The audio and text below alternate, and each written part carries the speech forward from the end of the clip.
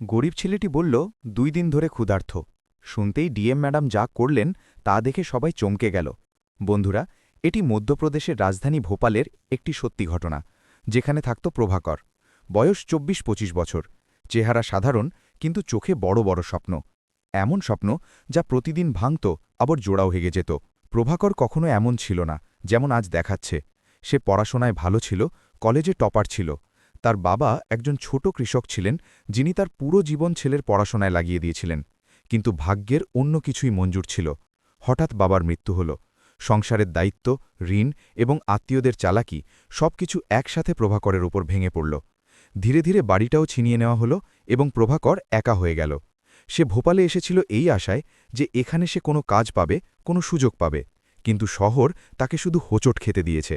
সেদিন সকাল থেকেই প্রভাকর কাজের সন্ধানে বেরিয়েছিল। পকেটে মাত্র 7 টাকা আর পেট গত 2 দিন ধরে খালি। সে এক একটি দোকান, এক একটি অফিসের দরজায় কড়া নাড়ল। স্যার, কোনো কাজ পাওয়া যাবে? আগে অভিজ্ঞতা নিয়ে আয়, তারপর আসবি। ভাই, যে কোনো কাজ করে দেব। আরে সরো ইয়ার, সময় নষ্ট করো না। সব জায়গায় একটাই উত্তর, একটাই তিরস্কার। দুপুর নাগাদ সূর্য মাথার উপর উঠে গিয়েছিল এবং প্রভাকরের শক্তি জবাব দিতে শুরু করেছিল। তার পা টলতে শুরু করেছিল, কিন্তু সে হার মানেনি। সে একটি ছোট ধাবার সামনে থামল। সেখান থেকে খাবারের গন্ধ আসছিল, এমন গন্ধ যা তার ক্ষুধাকে আরও বাড়িয়ে দিয়েছিল। সে সাহস সঞ্চয় করে ভেতরে গেল। ভাই, কাজ করিয়ে নিন, বদলে খাবার দিয়ে দেবেন, সে ধীর গলায় বলল। ধাবার মালিক তাকে ওপর থেকে নিচ পর্যন্ত দেখতে লাগল। তার ছেঁড়া কাপড়, ধুলো মাখা চেহারা, সবকিছু দেখে সে তাচ্ছিল্যমারা হাসি হাসল। এখানে কোনো চ্যারিটি চলছে না, বেরো এখান থেকে। প্রভাকর আবার অনুরোধ করল। ভাই, সত্যি বলছি, 2 দিন ধরে ক্ষুধার্ত। কিন্তু এবার মালিক তাকে ধাক্কা দিয়ে বের করে দিল। আশেপাশের লোকজন হাসতে লাগল। কাজ করবে না, মাগনা খাবার চাই, এমন মানুষই শহরে ঘুরে বেড়ায়। প্রতিটি শব্দ প্রভাকরের বুকে তীরের মতো বিঁধছিল। তার চোখ ভিজে গেল, কিন্তু সে মাথা নিচু করে নিল। সে জানত, দারিদ্র্যে মানুষের গলার আওয়াজও ছোট হয়ে যায়। কয়েক পা এগোতেই তার নজর পড়ল একটি বড় সাইনবোর্ডের ওপর, জেলা প্রশাসকের কার্যালয়। সে কয়েক মুহূর্তের জন্য বোর্ডটির দিকে তাকিয়ে রইল, যেন তার ভেতরে শেষ একটি আশা জেগে উঠল। হয়তো এখানে কেউ শুনবে, সে মনে মনে ভাবল। একটু সাহস সঞ্চয় করে সে গেটের দিকে এগোল, কিন্তু যেমনই সে ভেতরে যেতে লাগল, গার্ড তাকে আটকে দিল। আরে, কোথায় ঢুকছস? এটা কোনো সাধারণ জায়গা নয়। স্যার, আমাকে শুধু ভেতরে যেতে দিন, কাজ চাইতে হবে, প্রভাকর নম্রভাবে বলল। গার্ড তাকে চোখ রাঙিয়ে বলল, এখানে চাকরি এভাবে পাওয়া যায় না, বেরো এখান থেকে। প্রভাকর আবার চেষ্টা করল। স্যার, আমি ভিক্ষা চাইছি না, শুধু কাজ চাই। কিন্তু গার্ডের তার কথায় কোনো হেলদোল হল না। সে প্রভাকরকে জোরে ধাক্কা দিল। প্রভাকর ভারসাম্য হারিয়ে সোজা মাটিতে পড়ে গেল। এতক্ষণে তার সমস্ত শক্তি শেষ হয়ে গিয়েছিল। চোখের সামনে অন্ধকার ঘনিয়ে আসছিল। আশেপাশের লোকজন আবার তামাশা দেখতে লাগল। কেউ ভিডিও বানাচ্ছিল, কেউ হাসছিল, কিন্তু কেউ সাহায্য করতে এলো না। মাটিতে পড়ে থেকেই প্রভাকর শেষবারের মতো মাথা তুলল। তার গলার আওয়াজ কাঁপছিল, কিন্তু হৃদয়ের সত্যতা তাতে পরিষ্কার ফুটে উঠছিল। স্যার, 2 দিন ধরে ক্ষুধার্ত, মরে যাব। এ কথা বলতে বলতে তার চোখ থেকে জল গড়িয়ে পড়তে লাগল। সেই মুহূর্তে না কোনো আত্মসম্মান অবশিষ্ট ছিল, না কোনো ভয়, শুধু একজন মানুষের ক্ষুধা ও ব্যথা কথা বলছিল। ঠিক সেই সময় ভেতর থেকে একটি গাড়ি এসে থামল। গেটের কাছে চাঞ্চল্য সৃষ্টি হল। গার্ড তৎক্ষণাৎ সাবধান হয়ে গেল। গাড়ির দরজা খুলল এবং বাইরে নামলেন জেলা প্রশাসক প্রিয়া সিং। কঠোর চেহারা, তীক্ষ্ণ দৃষ্টি, পুরো শহরে যার নাম সম্মান এবং ভয় উভয়ের সাথেই নেওয়া হতো। তিনি বাইরের এই দৃশ্য দেখলেন। একটি ছেলে মাটিতে পড়ে আছে, লোকজন হাসছে আর গার্ড তাকে তাড়ানোর চেষ্টা করছে। এখানে কি হচ্ছে? তার গলায় কঠোরতা ছিল। সবাই একদম চুপ হয়ে গেল। গার্ড ঘাবড়ে গিয়ে বলল, ম্যাডাম, এই ছেলেটি ভেতরে ঢোকার চেষ্টা করছিল, ভিক্ষা চাইছিল। প্রিয়া সিংয়ের নজর সোজা প্রভাকরের ওপর পড়ল। সে মাটিতে পড়েছিল। চোখে জল, চেহারায় ক্ষুধা ও অসহায়তা স্পষ্ট দেখা যাচ্ছিল। কয়েক মুহূর্তের জন্য পরিবেশ পুরোপুরি শান্ত হয়ে গেল। আর এখান থেকেই শুরু হতে যাচ্ছিল সেই মুহূর্ত যা দেখে সেখানে দাঁড়িয়ে থাকা প্রতিটি মানুষ অবাক হয়ে যাবে। প্রিয়া সিং কয়েক মুহূর্ত কোনো কথা না বলে প্রভাকরকে দেখতে লাগলেন। তার তীক্ষ্ণ দৃষ্টি যেন তার চেহারার পেছনে লুকিয়ে থাকা পুরো গল্পটি পড়ে ফেলছিল। আশেপাশের লোকজন শ্বাস বন্ধ করে দেখছিল যে এবার কি হবে। বেশিরভাগ মানুষের বিশ্বাস ছিল যে এবার প্রভাকর বকা খাবে অথবা তাকে আরও খারাপভাবে তাড়িয়ে দেওয়া হবে। কিন্তু পরের মুহূর্তেই যা হলো তা সবাইকে চমকে দিল। প্রিয়া সিং গার্ডের দিকে তাকালেন এবং কঠোর গলায় বললেন, একে ওঠান এবং ভেতরে নিয়ে আসুন। গার্ড এক মুহূর্তের জন্য হতবাক হয়ে গেল। ম্যাডাম, এ তো... আমি বললাম ভেতরে নিয়ে আসুন। তার গলা আরও কড়া হয়ে গেল। এবার গার্ড কিছু বলতে পারল না। সে তাড়াতাড়ি প্রভাকরকে ধরে ওঠাল। প্রভাকরের অবস্থা এত দুর্বল ছিল যে সে ঠিকমতো দাঁড়াতেও পারছিল না। তার পা টলছিল, চোখ অর্ধেক বন্ধ হয়ে আসছিল। প্রিয়া সিং নিজে কয়েক পা এগিয়ে গেলেন। তিনি কাছে রাখা জলের বোতলটি তুলে নিলেন এবং নিজের হাতে প্রভাকরকে জল পান করালেন। এই দৃশ্য দেখে সেখানে দাঁড়িয়ে থাকা মানুষজন একে অপরের মুখ চাওয়াচাওয়ি করতে লাগল। যারা কিছুক্ষণ আগে হাসছিল এখন চুপ। প্রভাকর কাঁপা কাঁপা হাতে বোতল ধরার চেষ্টা করছিল। তার চোখ থেকে অনবরত জল গড়িয়ে পড়ছিল। ধীরে ধীরে পান করো, প্রিয়া সিং নরম গলায় বললেন। তার গলায় এখন কঠোরতা ছিল না, বরং এক অদ্ভুত আপনত্ব ছিল। কিছুক্ষণ পর তিনি তার ব্যাগ থেকে টিফিন বের করলেন। গার্ড এবং বাকি স্টাফরা এটা দেখে অবাক হয়ে গেল। তিনি টিফিন খুললেন এবং প্রভাকরের সামনে রাখলেন। আগে খাবার খাও, তিনি বললেন। প্রভাকর কয়েক মুহূর্ত সেই খাবারের দিকে তাকিয়ে রইল, যেন তার বিশ্বাসই হচ্ছিল না যে এই সব কিছু তার সাথে ঘটছে। তারপর সে কাঁপা হাতে খাবার তুলে নিল এবং তাড়াতাড়ি খেতে লাগল। প্রতিটি গ্রাস তার কাছে যেন জীবন হয়ে গিয়েছিল। তার চোখ থেকে জল পড়েই যাচ্ছিল, কিন্তু হাত থামছিল না। আশেপাশের লোকজন এখন পুরোপুরি নীরব। কারো কাছে বলার মতো কিছু ছিল না। কিছুক্ষণ পর যখন প্রভাকর খাওয়া শেষ করল, তখন সে ধীরে ধীরে মাথা নিচু করে নিল। ধন্যবাদ ম্যাডাম, তার গলা ধরে এসেছিল। প্রিয়া সিং তাকে মনোযোগ দিয়ে দেখলেন এবং জিজ্ঞেস করলেন, নাম কি তোমার? প্রভাকর। প্রভাকর সিং। কোথা থেকে এসেছ? গ্রাম থেকে, কাজের সন্ধানে, সে থেমে থেমে বলছিল। প্রিয়া সিং পরের প্রশ্ন করলেন, ভিক্ষা চাইছিলে? এ কথা শুনতেই প্রভাকর তৎক্ষণাৎ মাথা তুলল। তার চোখে এক অদ্ভুত দৃঢ়তা চলে এলো। না ম্যাডাম, সে পরিষ্কার গলায় বলল, আমি ভিক্ষা চাই না, আমি শুধু কাজ চাই। তার এই কথা শুনে প্রিয়া সিং কয়েক মুহূর্তর জন্য চুপ হয়ে গেলেন, যেন তিনি তার শব্দগুলোকে অনুভব করছেন। 2 দিন ধরে ক্ষুধার্ত, কিন্তু কখনো ভিক্ষা চাইনি, প্রভাকর ধীরে ধীরে যোগ করল। এখন পরিবেশ পুরোপুরি বদলে গিয়েছিল। যারা তাকে ভিখারি ভাবছিল, এখন তাদের চোখে প্রশ্ন। প্রিয়া সিং একটি দীর্ঘশ্বাস নিলেন এবং বললেন, যদি কাজ পাও করবে? যে কোনো কাজ করে নেব ম্যাডাম, শুধু একটা সুযোগ দিন। প্রভাকর সাথে সাথে জবাব দিল। তার চোখে সততা পরিষ্কার ফুটে উঠছিল। প্রিয়া সিং তার স্টাফদের দিকে তাকালেন। কিছু মানুষ এখনও সন্দেহের মধ্যে ছিল। কারো কারো চেহারায় হালকা বিরক্তি ছিল, যেন তাদের কাছে এসব কিছু ঠিক মনে হচ্ছিল না। কিন্তু প্রিয়া সিং কারও করোয়া করলেন না। ঠিক আছে, তিনি শান্ত কিন্তু দৃঢ় গলায় বললেন, আজকের জন্যে একটা কাজ আছে। সবাই মনোযোগ দিয়ে শুনতে লাগল। অফিসের রেকর্ড রুমে অনেক ফাইল এলোমেলো পড়ে আছে। সেগুলোকে ঠিকভাবে সাজাতে হবে, পারবে? প্রভাকরের চেহারায় আশার হালকা ঝলক দেখা দিল। জি ম্যাডাম, পুরো পরিশ্রমে করব, সে বলল। প্রিয়া সিং গার্ডকে বললেন, এনাকে রেকর্ড রুম পর্যন্ত নিয়ে যাও এবং যা যা দরকার বুঝিয়ে যাও। গার্ডকে এখন পুরোপুরি অন্যরকম লাগছিল। সে মাথা নাড়ল এবং প্রভাকরকে ভেতরে নিয়ে যেতে লাগল। প্রভাকর ভেতরে যেতেই পেছনে দাঁড়িয়ে থাকা কিছু মানুষ নিজেদের মধ্যে কথা বলতে লাগল। ম্যাডাম তো আজ সীমা পার করে দিলেন, কে জানে কে এই ছেলে, এমন লোকদের সুযোগ দিয়ে কী লাভ? কিন্তু প্রিয়া সিং কারোর কথায় কান দিলেন না। তিনি শুধু আরেকবার প্রভাকরের দিকে তাকালেন, যে ধীরে ধীরে ভেতরে যাচ্ছিল। তার দৃষ্টিতে এখন কঠোরতা নয়, বরং একটি আশা ছিল। রেকর্ড রুমটি অফিসের সবচেয়ে পুরনো অংশে অবস্থিত ছিল। ভেতরে ধুলো জমেছিল, ফাইলগুলো এদিক ওদিক ছড়িয়ে ছিটিয়ে ছিল এবং পরিবেশ বেশ গুমোট ছিল। গার্ড দরজা খুলল এবং বলল, এটাই কাজ, সব ঠিক করতে হবে। প্রভাকর ঘরটি দেখল। কাজ সহজ ছিল না, কিন্তু তার জন্য এটি একটি সুযোগ ছিল। ধন্যবাদ, সে ধীরে ধীরে বলল। গার্ড কোনো কথা না বলে চলে গেল। এখন ঘরে শুধু প্রভাকর আর তার সামনে ছড়িয়ে ছিটিয়ে থাকা ফাইল। সে একটি দীর্ঘশ্বাস নিল এবং কাজ শুরু করে দিল। ধীরে ধীরে সে প্রতিটি ফাইল তুলল, ঝাড়ল এবং সঠিক জায়গায় রাখল। ক্ষুধা তখনও পুরোপুরি মেটেনি, শরীর এখনও দুর্বল ছিল, কিন্তু তার ভেতরে একটি নতুন শক্তি চলে এসেছিল। প্রতিটি ফাইলের সাথে তার মনে হচ্ছিল যেন সে নিজের জীবনটাকেও ধীরে ধীরে গুছিয়ে নিচ্ছে। সময়ে খেয়াল তার ছিল না, সন্ধ্যা হতে শুরু করেছিল, কিন্তু প্রভাকর না থেমে কাজ করে চলল। ওদিকে নিজের কেবিনে বসে থাকা প্রিয়া সিং বারবার ঘড়ি দেখছিলেন।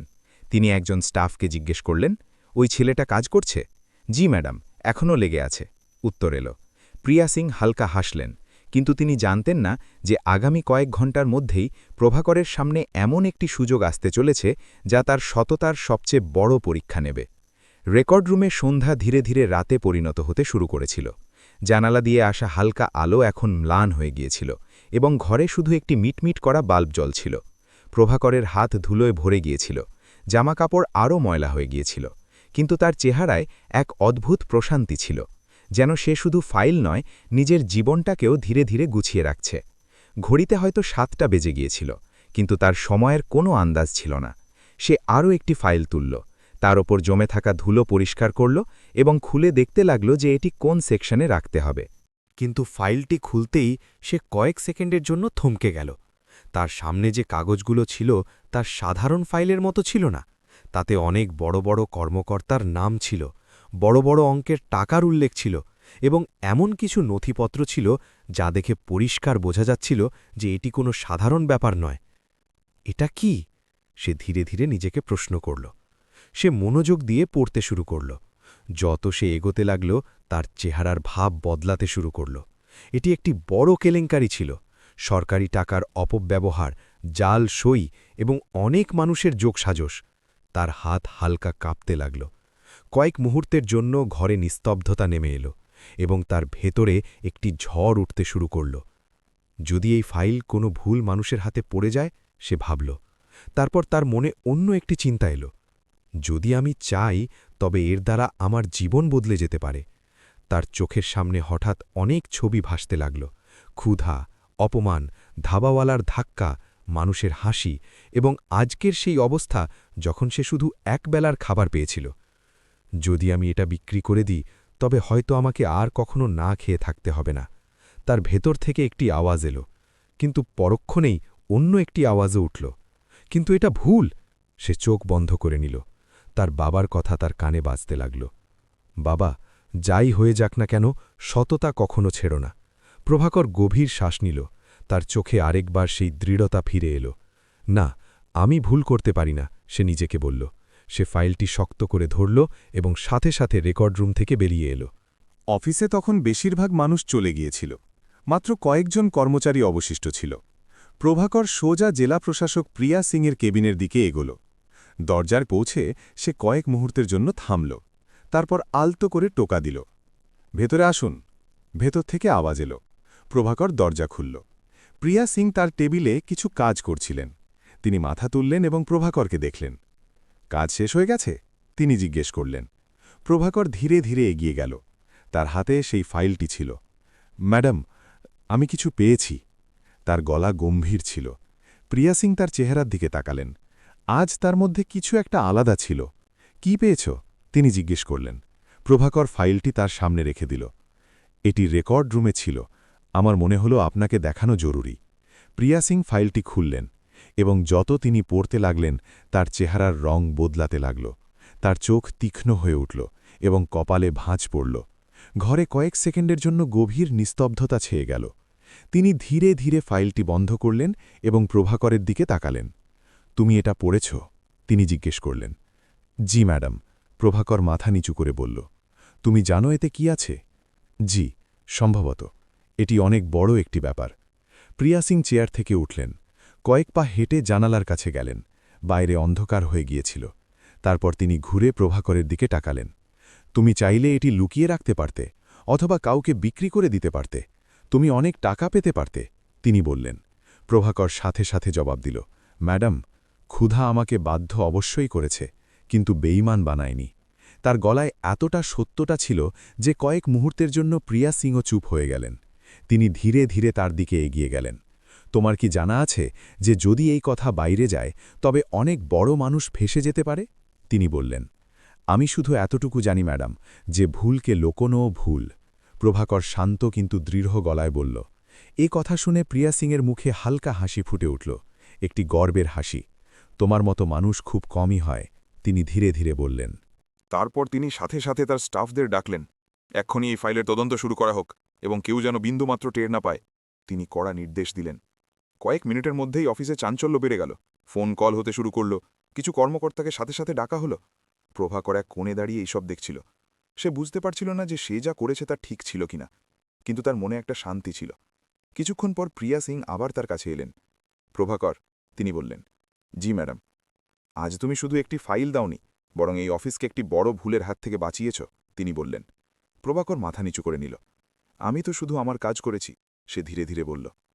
প্রিয়া সিং কয়েক মুহূর্ত তাকে দেখতে লাগলেন, যেন এখনও তার সম্পর্কে কিছু বোঝার চেষ্টা করছেন। তুমি আসলে কে? তিনি আবার সেই একই প্রশ্ন করলেন। এবার তার গলায় কৌতূহল ছিল এবং একটু সম্মানও। প্রভাকর হালকা শ্বাস নিল। তার চোখ কিছুটা দূরে তাকাতে লাগল। ম্যাডাম, আমার গল্পটা একটু লম্বা, সে বলল। ঘরে আরেকবার নিস্তব্ধতা নেমে এলো, এবং এখন সেই মুহূর্ত আসতে চলেছে যখন প্রভাকর তার জীবনের সেই সত্যটি বলবে যা শুনে হয়তো প্রতিটি মানুষের দৃষ্টিভঙ্গি বদলে যেত, এবং প্রিয়া সিংয়েরও। প্রভাকর কয়েক মুহূর্ত চুপচাপ দাঁড়িয়ে রইল। তার চোখ যেন অতীতের কোনো এক গভীর কোণে হারিয়ে গিয়েছিল। ঘরে নিস্তব্ধতা ছিল, এবং প্রিয়া সিং কোনো কথা না বলে তার কথার অপেক্ষায় ছিলেন। ম্যাডাম, আমি সবসময় এমন ছিলাম না, সে ধীরে ধীরে বলতে শুরু করল। আমি পড়াশোনায় খুব ভালো ছিলাম, কলেজে টপার ছিলাম। আমার বাবা আমাকে পড়ানোর জন্য সবকিছু বাজি রেখেছিলেন। তার স্বপ্ন ছিল যে আমি একজন বড় অফিসার হব। কিন্তু তার গলা ধরে এলো। প্রিয়া সিং মনোযোগ দিয়ে শুনছিলেন। একদিন হঠাৎ বাবার শরীর খারাপ হলো, এবং কয়েকদিনের মধ্যেই তিনি চলে গেলেন। সংসারের রোজগার করার মতো কেউ রইল না। তার উপর ধার দেনা, এবং তারপর আত্মীয় স্বজন। প্রভাকর দীর্ঘশ্বাস নিল। যাদের আমাদের সামলানোর কথা ছিল, তারাই আমাদের বাড়ি ছিনিয়ে নিল। আমি সবকিছু হারিয়ে একা হয়ে গেলাম ম্যাডাম। কিন্তু আমি ভাবলাম, যদি হার মেনে নিই তবে বাবার স্বপ্নও শেষ হয়ে যাবে। তার চোখ দিয়ে জল পড়তে লাগল।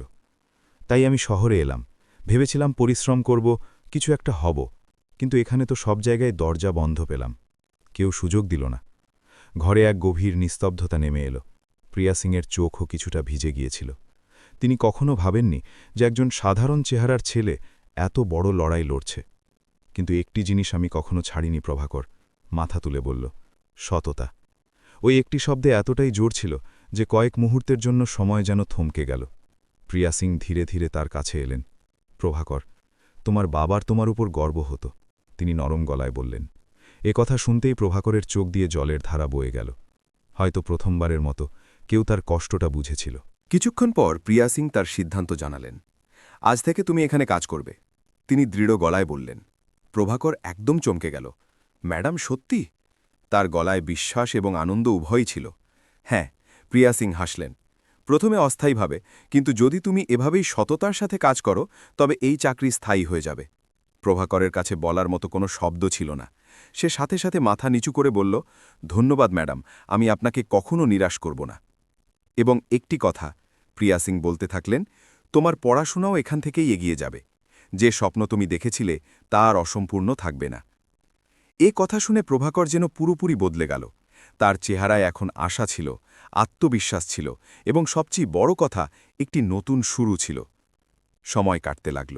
কয়েক মাসের মধ্যেই প্রভাকর তার কাজ দিয়ে সবার মন জয় করে নিল। সেই মানুষগুলোই যারা তাকে কখনো ভিখারি ভাবত, এখন তাকে সম্মান করতে শুরু করেছিল। তার পরিশ্রম, তার সততা, সবকিছু তাকে এক আলাদা পরিচয় এনে দিয়েছিল। সে এখন শুধু একজন কর্মচারী ছিল না, বরং একটি দৃষ্টান্ত হয়ে উঠেছিল। একদিন সেই পুরনো ধাবাওয়ালা জেলা প্রশাসকের কার্যালয়ের বাইরে দাঁড়িয়েছিল। চেহারা বিষণ্ণ, জামাকাপড় এলোমেলো, যেন জীবন এখনও তাকে সেটাই শিখিয়েছে যা সে অন্যদের দিয়েছিল। সে ভেতরে এলো এবং কাজ চাইতে লাগল। স্যার, কোনো কাজ পাওয়া যাবে? খুব দরকার। প্রভাকর তাকে দেখল এবং সাথে সাথে চিনে ফেলল। এই সেই লোক যে তাকে ধাক্কা দিয়ে তাড়িয়ে দিয়েছিল যখন সে ক্ষুধার্ত ছিল। কয়েক মুহূর্তের জন্য দুজনের চোখাচোখি হল। ধাবাওয়ালা লজ্জায় দৃষ্টি নত করল। আমার ভুল হয়ে গিয়েছিল, মাফ করে দিন, সে ধীরে ধীরে বলল। এখন প্রভাকরের কাছে বদলা নেওয়ার সুযোগ ছিল, কিন্তু সে হাসি মুখে বলল, এখানে কেউ না খেয়ে ঘুমায় না, কাজ করো, খাবার পাও। সে গার্ডকে বলল, উনাকে কাজ দিয়ে দিন আর আগে খাবার খাওয়ান। এ কথা শুনে সেখানে দাঁড়িয়ে থাকা সবাই অবাক হয়ে গেল। যে ছেলেকে কখনো কেউ মানুষ বলেই গণ্য করেনি, আজ সেই সবচেয়ে বড় মানুষ হয়ে গিয়েছিল। দূরে দাঁড়িয়ে প্রিয়া সিং এ সব কিছু দেখছিলেন। তার চেহারায় তৃপ্তি ছিল। তিনি ধীরে ধীরে বললেন, এটাই আসল জয়। প্রভাকর তার দিকে তাকাল এবং হাসল, সেদিন শুধু একজন মানুষের জীবন বদলায়নি, বরং অনেকের চিন্তা ভাবনাও বদলে গিয়েছিল। এই গল্প থেকে আমরা এই শিক্ষাই পাই যে পরিস্থিতি যতই খারাপ হোক না কেন, মানুষ যদি নিজের সত্য ও সততা না ছাড়ে, তবে একদিন না একদিন সে তার প্রাপ্য অধিকার অবশ্যই পাবে। দারিদ্র্য কখনো অপরাধ নয়, কিন্তু ভুল পথ বেছে নেওয়া অবশ্যই অপরাধ। আর সবচেয়ে বড় কথা, মনুষ্যত্ব কখনো ছোট হয় না। এখন আপনিই ভাবুন, যদি সেদিন প্রিয়া সিংও বাকিদের মতো অবহেলা করতেন, তবে কি প্রভাকরের জীবন বদলাতে পারত? আর যদি প্রভাকর সেই ফাইলটি বিক্রি করে দিত, তবে কি সে আজ নিজের চোখে সম্মান নিয়ে দাঁড়াতে পারত? আপনিই বলুন, আপনি যদি প্রভাকরের জায়গায় থাকতেন তবে কি করতেন? সততা বেছে নিতেন নাকি সহজ রাস্তা? এমন সত্যি এবং হৃদয়ে ছুঁয়ে যাওয়া গল্পের জন্য আমাদের চ্যানেলকে অবশ্যই সাবস্ক্রাইব করুন, ভিডিওটি লাইক করুন এবং শেয়ার করুন, যাতে এই গল্প আরও মানুষের কাছে পৌঁছায়। কারণ হতে পারে কারোর চিন্তাভাবনাও বদলে যাবে এবং কারোর জীবনও।